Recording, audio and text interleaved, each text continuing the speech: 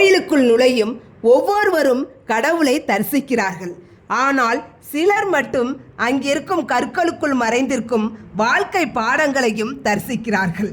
திருவண்ணாமலை மாவட்டத்தில் உள்ள தேவிகாபுரம் மாலை நேரம். அந்த நேரத்தில் அரவிந்த் என்ற இளைஞன் ஆலயத்திற்குள் நுழைகிறான். வாழ்க்கையில் தொடர்ச்சியான தோல்விகள், வேலை இழப்பு, நண்பர்களின் விலகல், குடும்ப பிரச்சனைகள், எதிர்காலம் குறித்த பயம், இவை அனைத்தும் அவனுடைய மனதை கனமாக்கியிருந்தன. கோயிலுக்குள் வந்திருந்தாலும் மனதில் அமைதி இல்லை.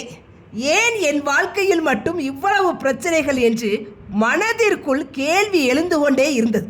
அவன் மெதுவாக பிரகாரத்தை சுற்றி கொண்டே வந்தான்.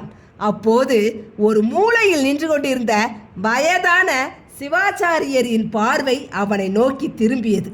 மகனே, ஏதோ மனக்கவலையோடு இருக்கிறாய் போல என்று மெதுவாக கேட்கிறார்.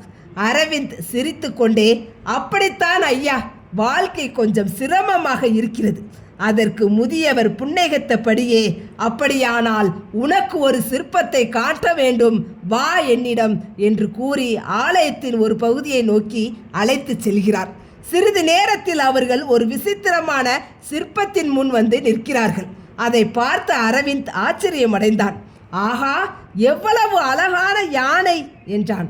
அதற்கு முதியவர் சிரித்து கொண்டே, நன்றாக பார் மகனே, உண்மையில் அங்கே யானை இருக்கிறதா? உடனே அரவிந்த் மீண்டும் உற்று பார்க்கிறான். முதலில் ஒன்றும் புரியவில்லை. இன்னும் கொஞ்சம் அருகில் சென்று பார்க்கிறான்.